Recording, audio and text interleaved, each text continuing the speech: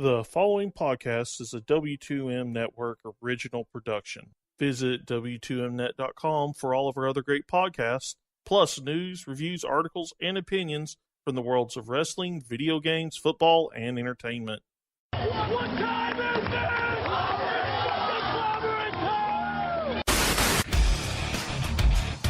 it? Ladies and gentlemen, the Undisputed Era has arrived.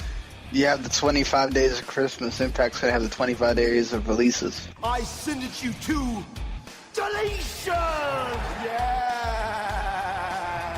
It's hashtag Alpha versus Omega. Let's just say hashtag aroused. No, you're going to step in that ring, and you're going to be looking at me eye to eye, and you're going to realize you ain't got a chance. Thank God we don't have to talk about it anymore, because she got that cancer out of there. Sean stole my answer. I'm just glad we don't have to talk about this anymore. And that's not an insult. That is just a fact of life. I'm trying to balance a lot of things at once. And a superstar like Seth Rollins can focus his attention on this and only this, and I still have to find my way of trying to do everything at once. And I'm not saying it's impossible, and if they got the right person to do it, I'm not going to give up, and I'm going to keep trying.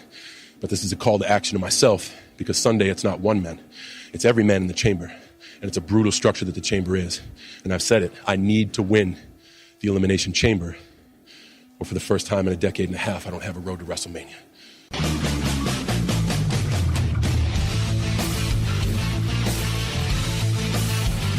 Ladies and gentlemen, wrestling to the mat.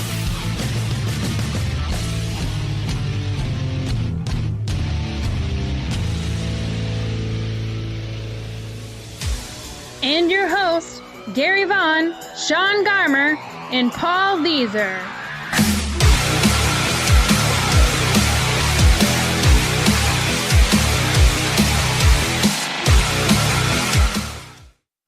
Welcome, everybody, to another great episode of Wrestling to the Max. This is episode 287, part 1.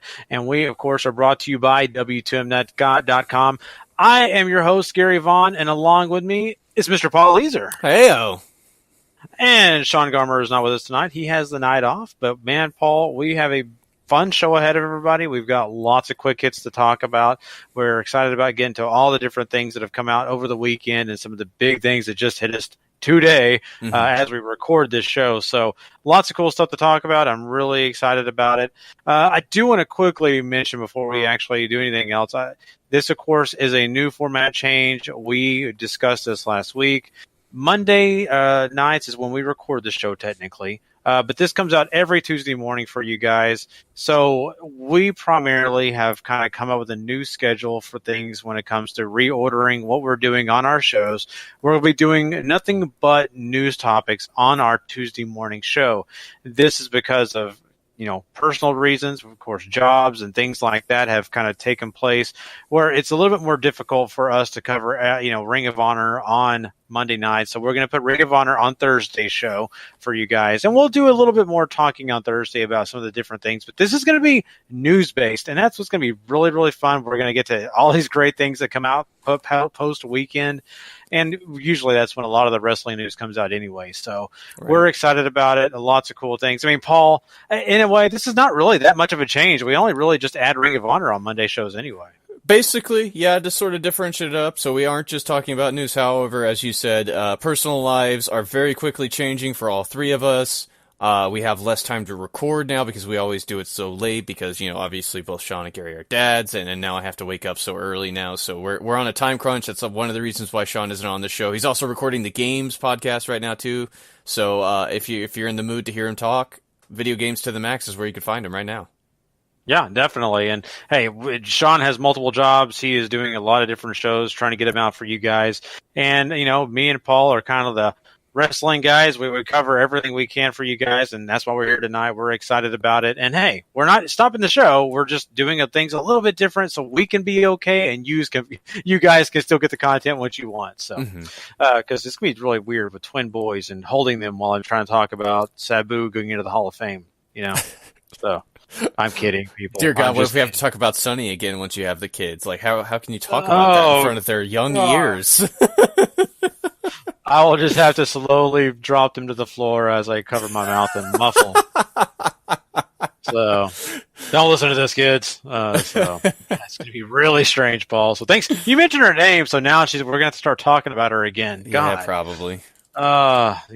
When you mention something like that. Anyway, but yeah, we've got a lot of great stuff. And once again, we thank everyone for joining us every week. And, we've changed a lot on this podcast once we started it, Paul. We've evolved and we're continually evolving. It's not bad. I promise, guys, this is good. To me, it's good news that we're evolving. So I'll leave it at that. Why don't we jump into the quick hits though, Paul? Let's jump right in, buddy. It's time for wrestling news. Quick hits. Hit me with your best shot, Gary. Fire All away. Right. I like that, man. If only we could play this song, but copyright and YouTube do not like that. So if only. Sorry. Yeah. We used to back in the day, but we can't get away with that now. Well, here we are, guys. This is my best shot. I'm going to hit you right in the gut, Paul. Jeff Jarrett's going into the WWE Hall of Fame. Wow. There was a lot of stuff working against Jeff. The way he left the company was not on good terms. That's how he ended up in WCW, and of course, eventually when that folded, how he got on his most recent path, which of course has been Impact, and basically just trying to keep a promotion up around himself for many, many reasons. But we've talked about this a lot. It's official now, which I think is obviously the most interesting part. So many people I've seen on the internet were just jarred by the news, just shocked that this is even actually happening, Gary. Yeah, and what I love for us is the fact that we have a team of wrestling staff writers and people that we are in a chat with on Facebook that kind of keep in contact with each other for the podcast and of course for W2Mnet.com, and they had various opinions, and I love just reading and scrolling and also me throwing in some things, that really screwed their conversation up. It was just a lot of fun. Me mentioning Karen Jarrett constantly really got them off topic. It was kind of funny. Confused old Harry. Yeah. Oh, Liz just was completely like, what's this about? But anyway, seriously, this is really something that took all of us by surprise.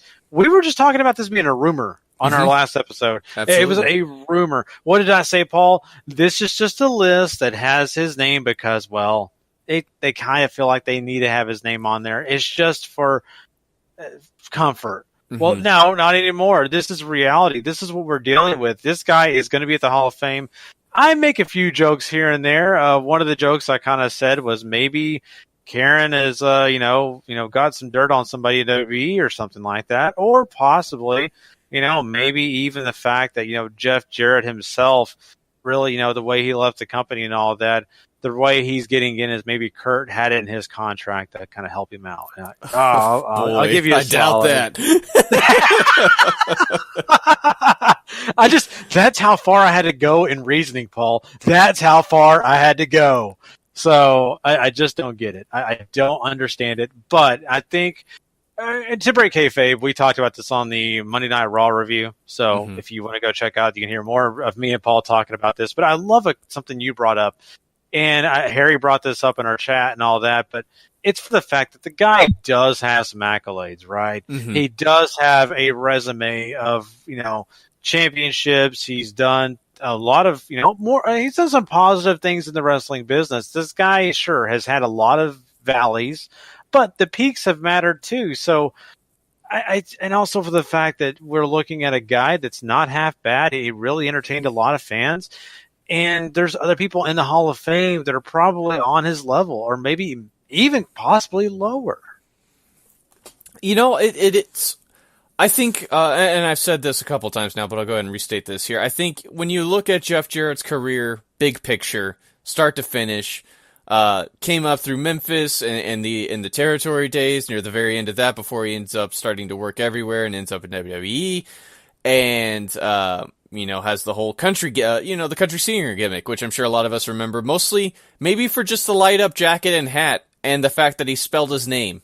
That's basically his gimmick. And that got him the Intercontinental title, I think, twice during that run. And of course, he eventually evolved into the Jeff Jarrett. I think we're more familiar now with the guitars and the slap nuts and all that stuff that led to him winning the Intercontinental title a couple more times, going to WCW, U.S. champion, multiple time world champion during their dying days, and of course, you look at his career after that, which I think is probably the part that matters most, is the founding of TNA, multiple time NWA World Heavyweight Champion, basically tried to carry that promotion with his own name because, I mean, he's like a 5 or 6 time NWA World Heavyweight Champion. He had such a stranglehold on that belt during the early run.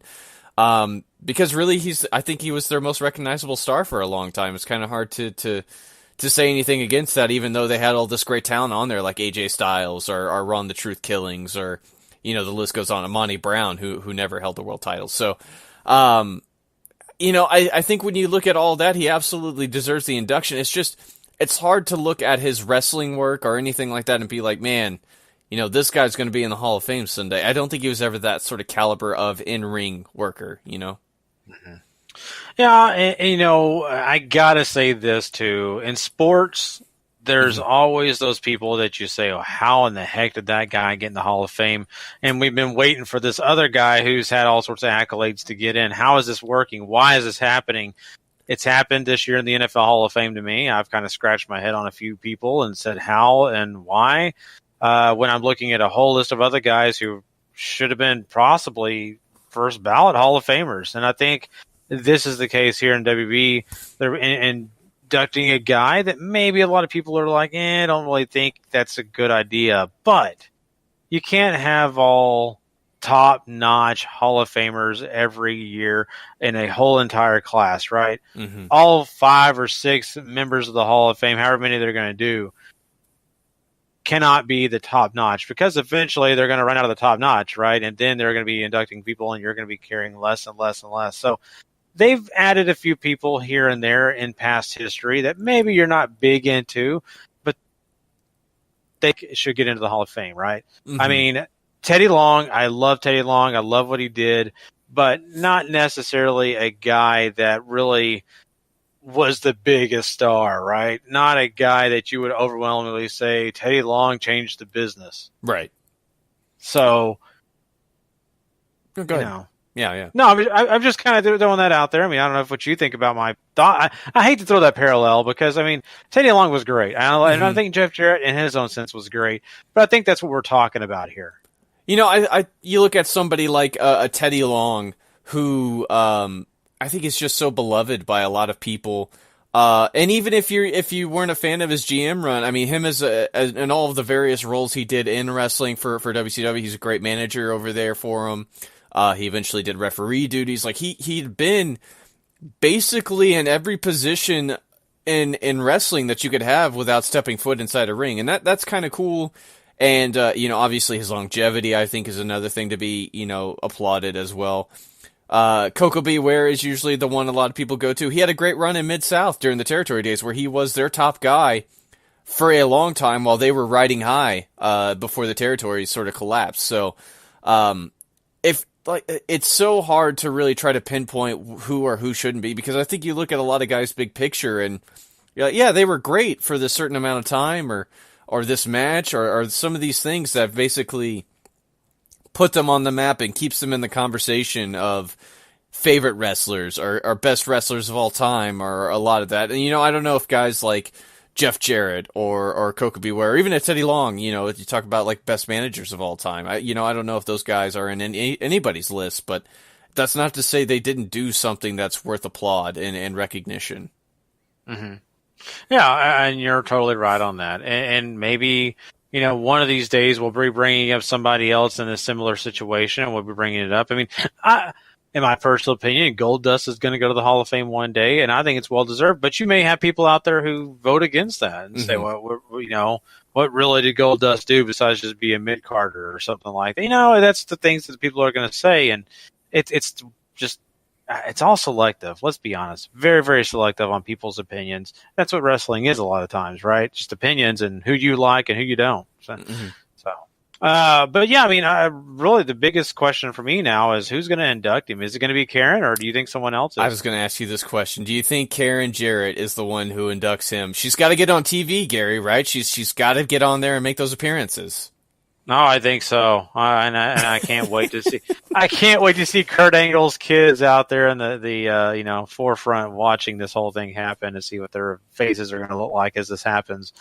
But yeah, I mean, the one thing that really interests me and kind of going through this whole thought process is, there's many other people out there in the wrestling business that would do a great job, but it's probably going to be Karen because she stuck with him through his alcoholism. That's what they're going to play off, right? And things like that, which is also kind of funny. They just got him out of rehab and he's getting into the Hall of Fame. Kind of funny coincidence here. But I mean, I think that's why they're going to, and he's going to want Karen. He is. And she's going to probably demand it. She's probably even going to demand to be on the photo of when he goes into the Hall of Fame. So. Yeah, I struggle to think of other people who I think could do it, because the only other one that immediately jumps to mind is Owen Hart, and obviously he can't do it unless they have microphones in heaven or something like that. So you just need a seance in the WWE Hall of Fame. Oh, Owen, come down and call out your name. Let us know. Please induct Jeff Jarrett. Yeah. Oh, I would love it, but you know what would happen? Somebody else would peek over from the other side in the wrestling business, and it may not be somebody they want. So that's true. Yeah, but anyway. Well, I mean, hey, all I can say now is it's going to happen. There's nothing you or I can do about it.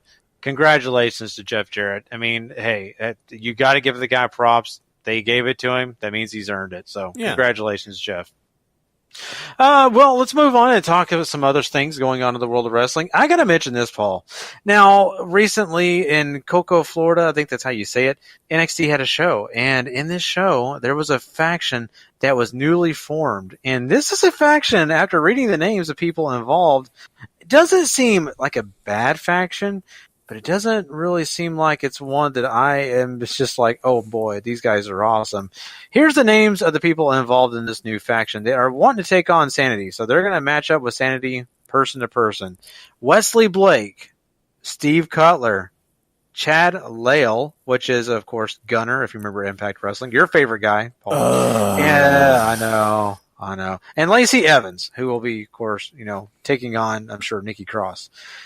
This is apparently the foe to Sanity. Boy, it looks like Sanity became baby faces overnight.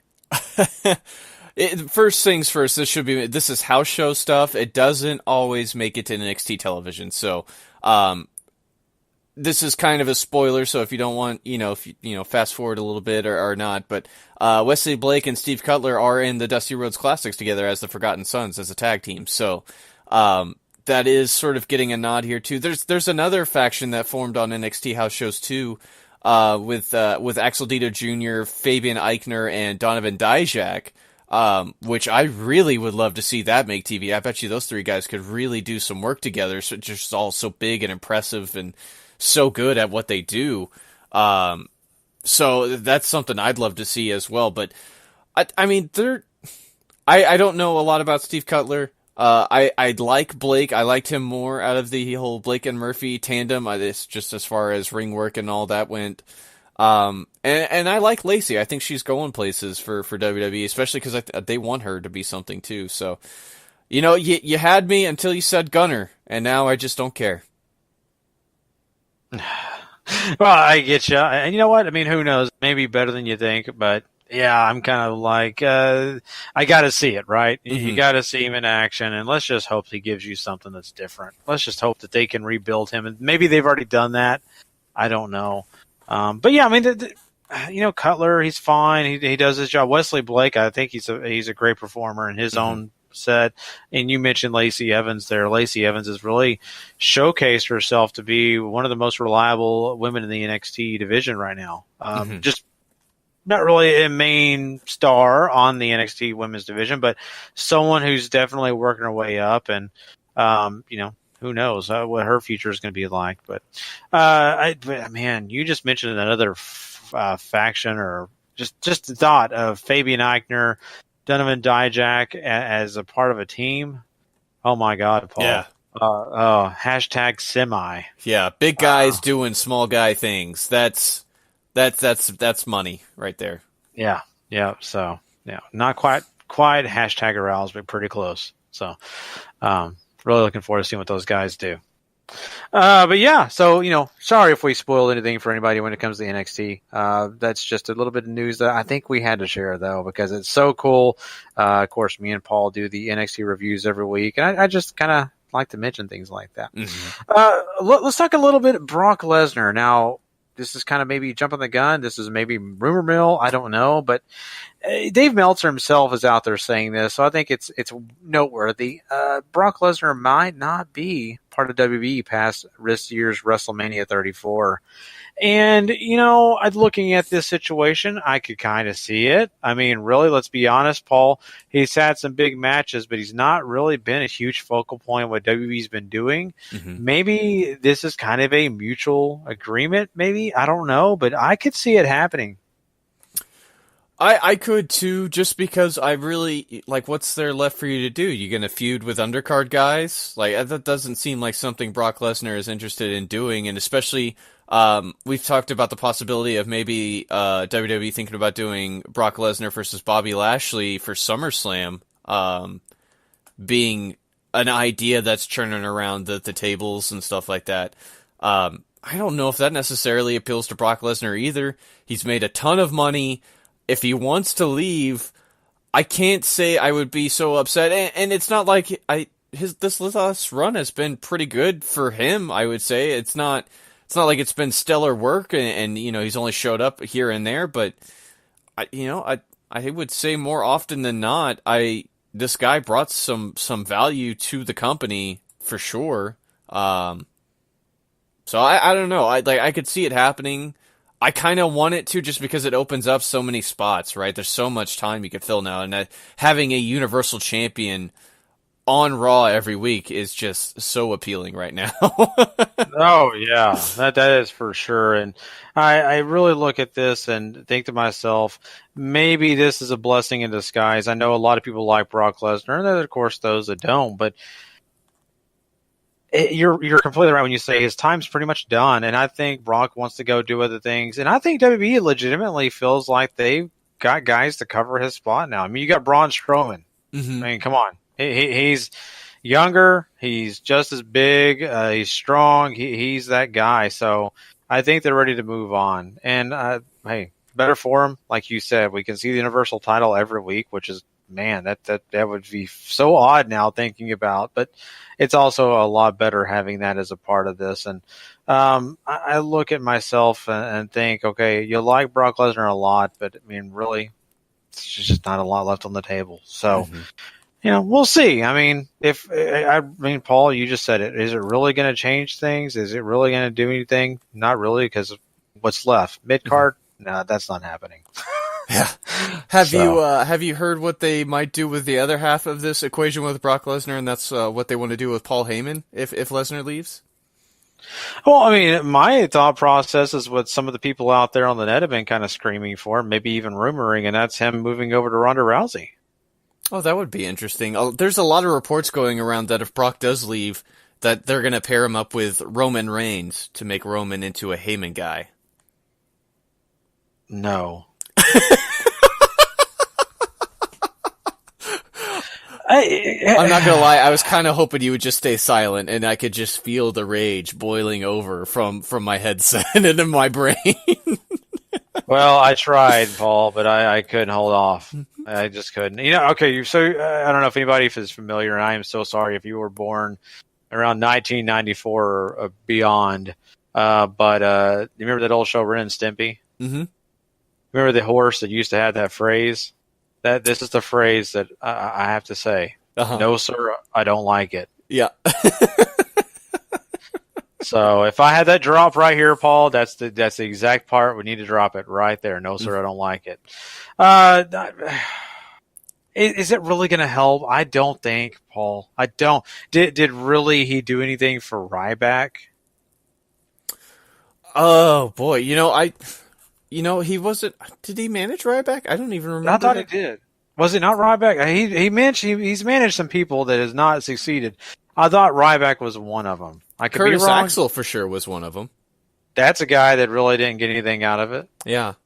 It shows the lengths I think WWE is willing to go to make sure that Roman Reigns gets over with everybody. They want this guy to be the top guy so badly that they would take this step.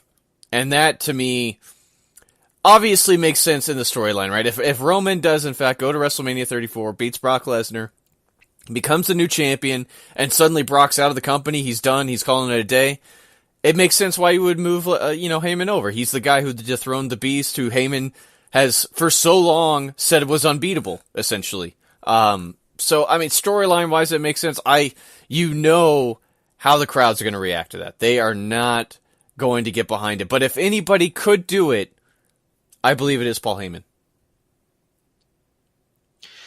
Yeah, you're not wrong. If there's anybody that can do it, it is definitely Paul Heyman. And he's got the voice, he's got the, let's be honest, the attorney skills and convincing you that, hey, this guy is a guy you should like, you should appreciate his work. And let's be honest, Paul, I'm going to give you this credit. This guy being quiet, not talking at all, and Roman Reigns does a lot for a lot of people. Mm-hmm. So if he lets Paul Heyman do the talking and he doesn't open his mouth up, I think he may persuade some people. I really do. Yeah. Paul Heyman's the guy to do it. Now, is the crowd still going to like it? Probably not. Yeah. Are they going to push harder and harder against Roman Reigns after that? Yes, you better buy it. Yep, they're going to do it. So, I don't know, Paul. I think it could definitely work in a sense, but I think it's still 50-50. I don't know that it's going to grab everybody. You know? I think there's so many people who are just so anti-Reigns at this point that no matter what this company does, they're not going to like him. They are not going to like him no matter what you do.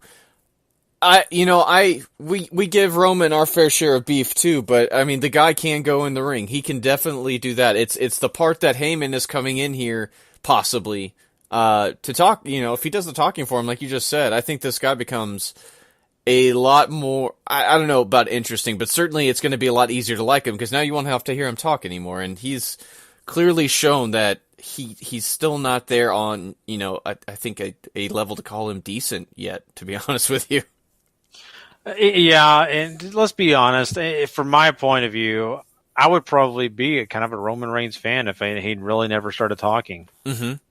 If it would have been, I don't want to say this because it brings up Andy from Tough Enough, but Silent Rage, I would be more into that compared to talking about talking like Sylvester and things like that. So, yeah. So, I mean, who knows? Ronda Rousey would be the one that I would have picked, but you kind of threw me for a loop there. I mean, Ronda is an interesting situation to do that with, right? It's essentially transferring you to a division that, one, honestly does need another star, and Ronda is clearly positioned to do that.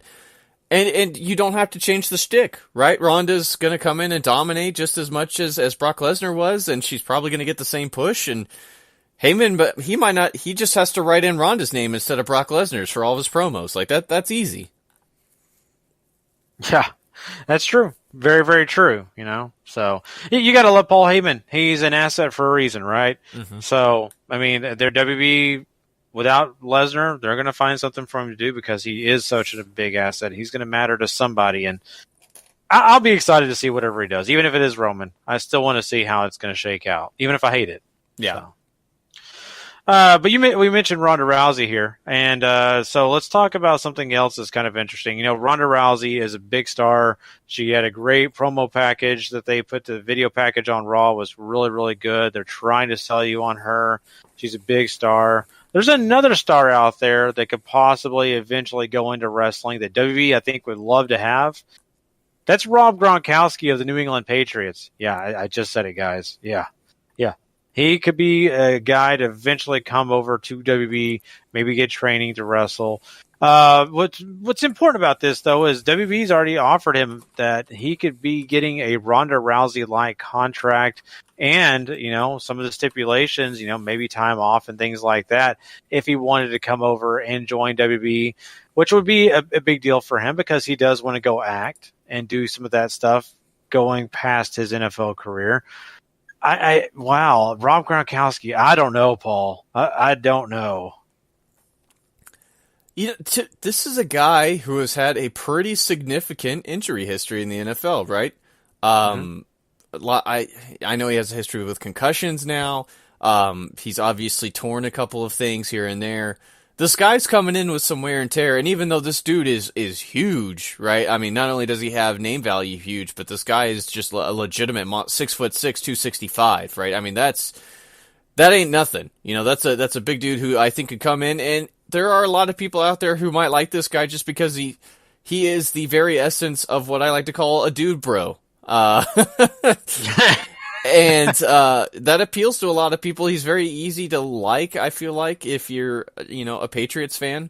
And if you're not a Patriots fan, obviously you probably hate this guy a lot, because I know I'm not a fan of him. But I think he has a lot to offer WWE. He if he's just allowed to be Ron Gronkowski, then maybe he could be something. I don't know if wrestling is necessarily something he would want to seek out, though. I think acting is probably the way he wants to go for sure. Oh, that, and he wants his friend Mojo Rawley to still have a job. I mean, there is that. There is that, too. Because think about, what is Mojo if Rob Gronkowski comes over? Mojo is going to take a tumble. I'm sorry. He is. They got their football player. They thanks for coming, but Mojo, we've got the football player we wanted. Thanks for playing. Just think about the finisher, though. I mean, instead of like the Superman punch, he could have the 5 fingers of gold fist or something like that, right? Because he's got the 5 Super Bowl rings. Things like that could probably be put into place, and he's a guy that a lot of people, like you said, hate. But then again, I mean, I think he could also get some credibility behind him for the fact that he is Rob Gronkowski. So I'm not sold. I don't, and I think you're right. I think he's going to act. I don't think he's going to really want to jump into wrestling. Yeah, I mean, when you're hanging out with Mark Wahlberg a lot, like, why wouldn't you want to try to follow that gravy train, Yeah, and you've also brought up the other great point about the injuries. I'm sure this guy is looking forward to being able to do a job where, he's not spending time in the hospital afterwards. So couldn't agree with you more.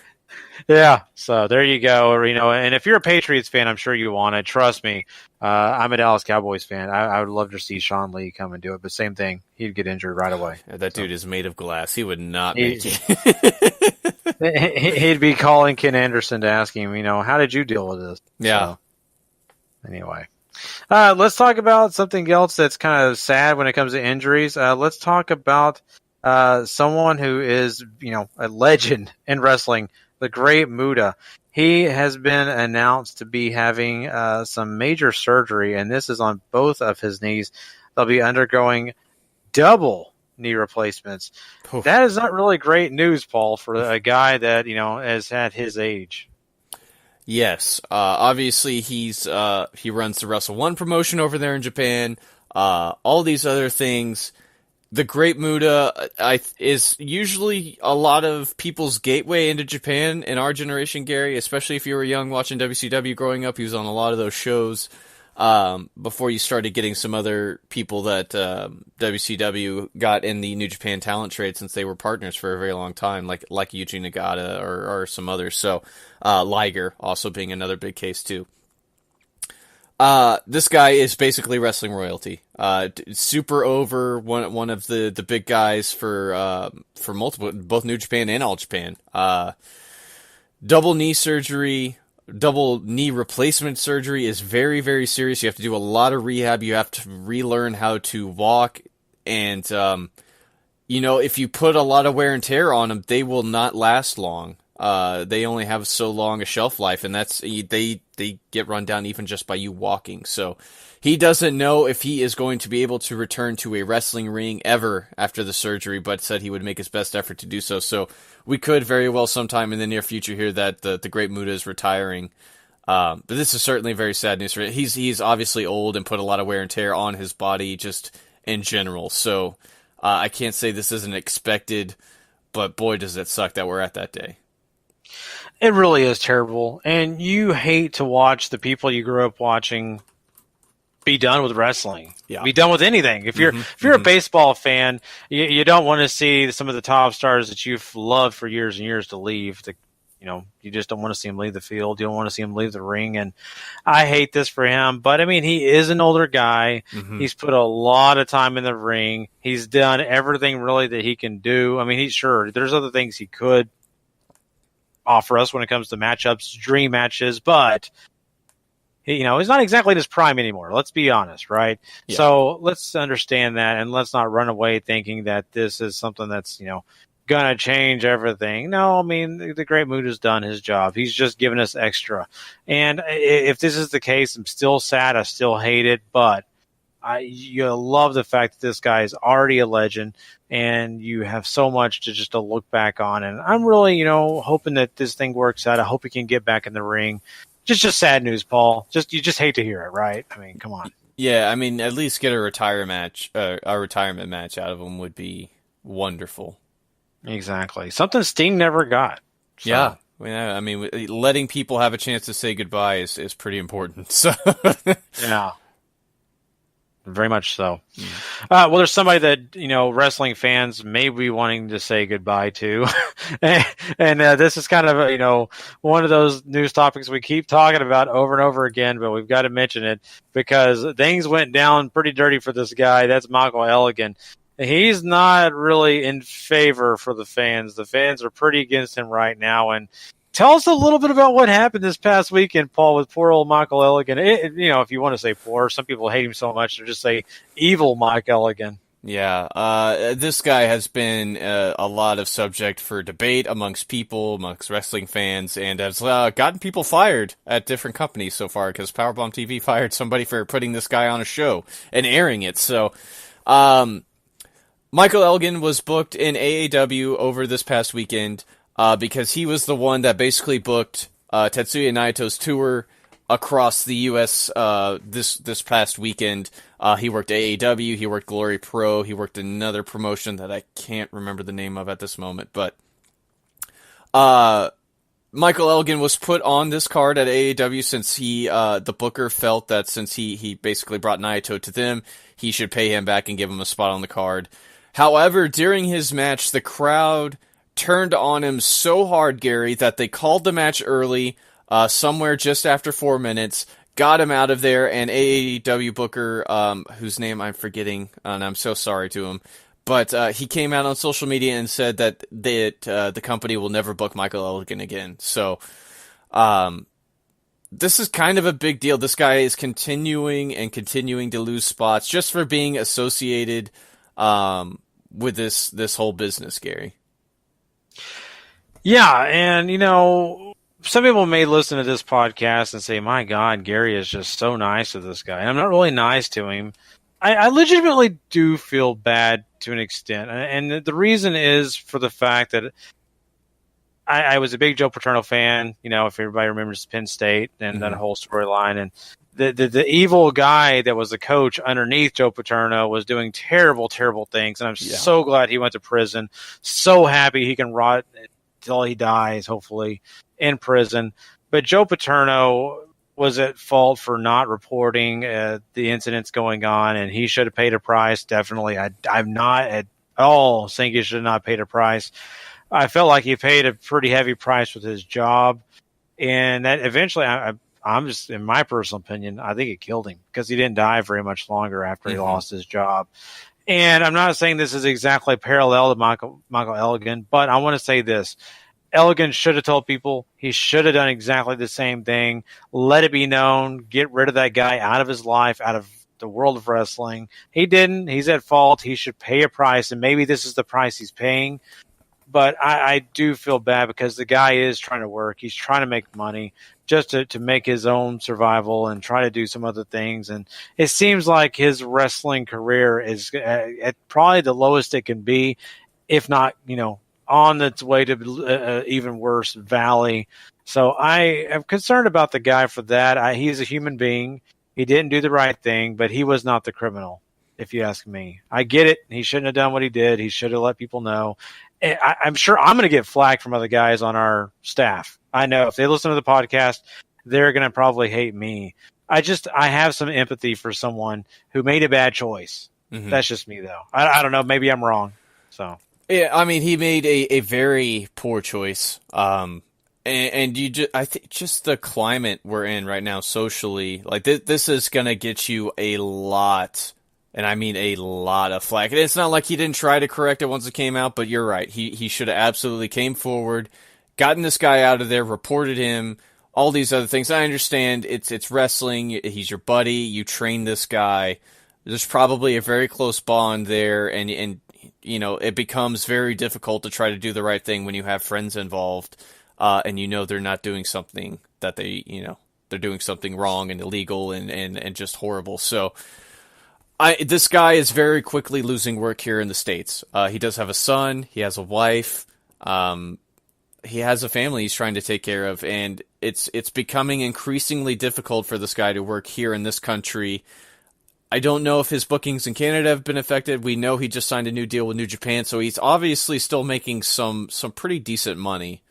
So I don't know how much my heart bleeds for him. I just, he's fallen so far again, and it's not even for anything he did inside a wrestling ring now. It's for something completely different, and it's going to be so hard to try to get people back on your side. And if you ever had plans, if WWE ever plans for this guy, if he was a blip on their radar, that's out the window now. Yep. There's no way he's stepping into a WWE ring. Yeah, it's just gone. It's not going to happen. Maybe he can resurrect his baseball career. Or find a steel mill or something. He's a big dude. Yeah, there you go. Hey. So, there you go. That's your little bit of an update on what's going on with Michael Elgin and how much people hate him.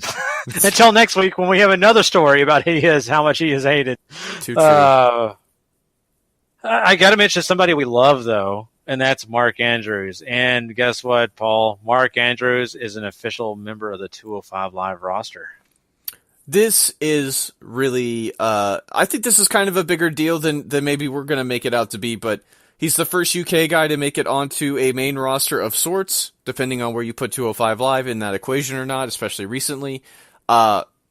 Clearly, I think this was the spot he was going to be brought in for. I don't really know how much people are going to be clamoring for this guy to be on the main roster just because he is on the smaller side and he's so good at this part of doing the flippies and stuff like that. And he has a good personality. Obviously, he has a band, Junior. They're pretty good.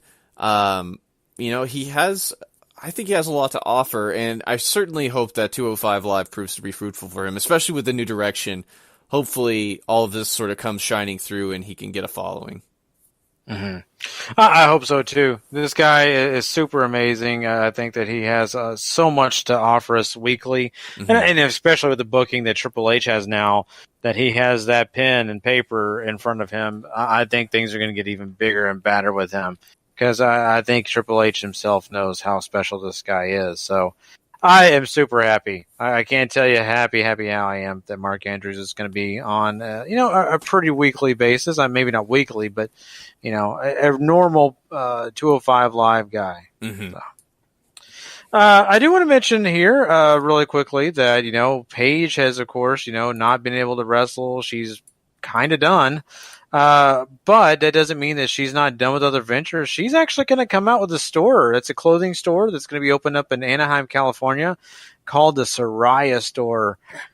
Paul, think about that. You could be going into a store and shaking hands with Paige as she sells you some clothing. Oh, boy. I will say this. It's great that she is trying to find other avenues outside of wrestling to try to make a living. Clothing and fashion and stuff like that, I think, is something that crops up pretty regularly on her social media channels, if I'm not mistaken. I know at least makeup does.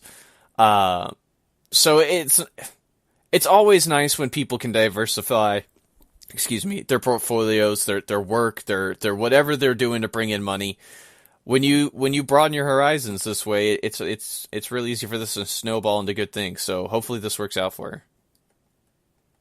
Yeah, I really hope so too. And if you guys live in California, live around Anaheim, February 26th is the opening date for that, and that's probably the only time you're going to see Paige there. So if you want to buy clothes from her directly, that's probably the only day you're going to get it. Otherwise, I doubt she's going to be there every other week. So Anyway, just had to mention that. I thought that was really fun.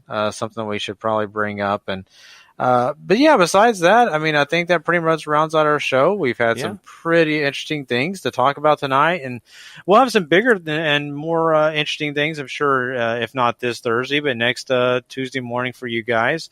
Please come check us out every week. You know, we have double shows for a reason, because there's always news out there on the wrestling line, wherever you can find us. So that's why we have 2 shows to kind of give you a quick update on what's happening in the world of wrestling, because it's a lot of fun for us, but we like to keep you informed. And not only that, we're redoing things a little bit here, and we'll be doing some more reviewing on the next show, which will be the Friday morning show for you guys. We'll be talking some Ring of Honor.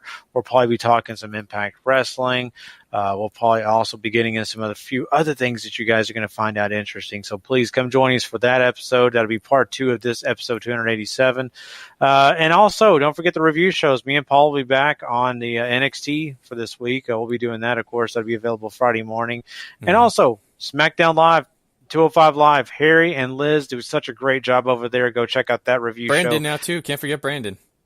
Oh, Brandon's so Brandon's an official member now. So they're three weighing in right now. Yeah, well, Liz is having some very trying times in her personal life with. I don't know if she really wants me to talk about it. So she's going through a lot right now in her life. Brandon has sort of stepped up to help fill in a third seat when they need it.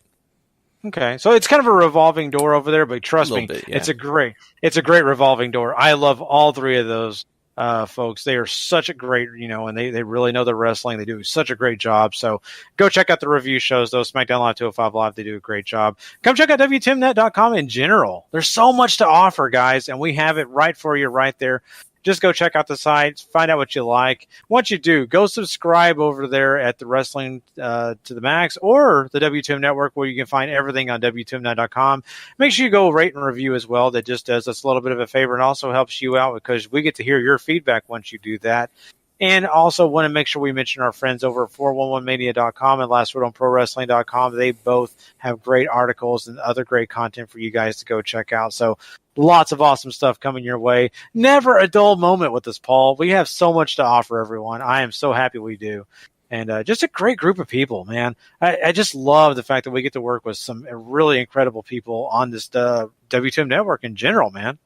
Yeah, we've met a ton of different people, and even if they're not associated with the website, I've met more than my fair share of people that I probably would have never met if not for this little podcast that turned into a website, that turned into a social media group, that turned into Lord knows what else it might turn into. So make sure you keep tuning in. Like we're constantly going to keep reworking the show until we get it to fit our lives, so it should make for some interesting listening going forward. Definitely. And, of course, if we keep evolving, eventually we're going to be a giant robot. So I can get behind that. Yeah. See, I already got titanium in my face. We can make this work. I'm just waiting for the Terminator music to pop on. So anyway, before that, there you go. Whoop, whoop.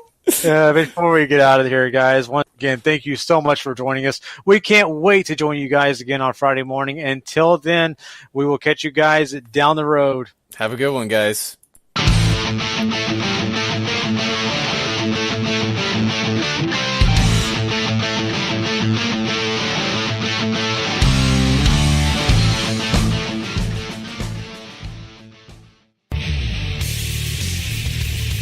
The previous podcast is a WTMnet.com original podcast.